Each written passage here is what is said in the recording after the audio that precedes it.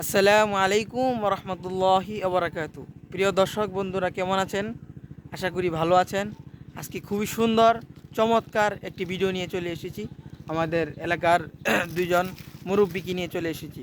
গতবার আমাদের এলাকায় বন্যার কারণে অনেক ক্ষয়ক্ষতি হয়েছে ফসলি জমিতে ধানের, কিন্তু এবার কেমন হয়েছে আপনাদের মুখ থেকে শুনতে চাই। এবার কিরকম হয়েছে বলেন। ইনশাল্লাহ ইনশাল্লাহ ভালো হয়েছে। ইনশাল্লাহ ধানের ফসল খুব উৎপন্ন হয়েছে। বোঝা যায় তো ভালোই হয়েছে। আর ইনশাল্লাহ যদি আল্লাহ দিয়ে সহিছিলাম মতো কাটতে পারি, ইনশাল্লাহ খুব ভালো উৎপাদন হয়েছে ফসল। আমার বস মামা মামার জমি অনেক মানুষে আদি বাগি করে চাষবাস করে, সবাই কৃষকদার, সবাই উন্নতি করছে ফসল করে। ইনশাল্লাহ ইনশাল্লাহ ফসল তো দেখা যায় ভালো আমার হয়েছে। বসও খুব সম্পদুলা মানুষ, ধনী মানুষ, প্রশংসা করি আমরা, ওনাকে শ্রদ্ধা করি, মানি। ইনশাল্লাহ আমরা সকলে সুখী আছি। সবাই দোয়া করবেন ওনাদের জন্য। অনেক সময় বন্যার কারণে এলাকায় ফসলি জমিতে ক্ষতি হয়ে যায়, এর জন্য কখনো না হয় কৃষকদের খুবই লস হয়ে যায়।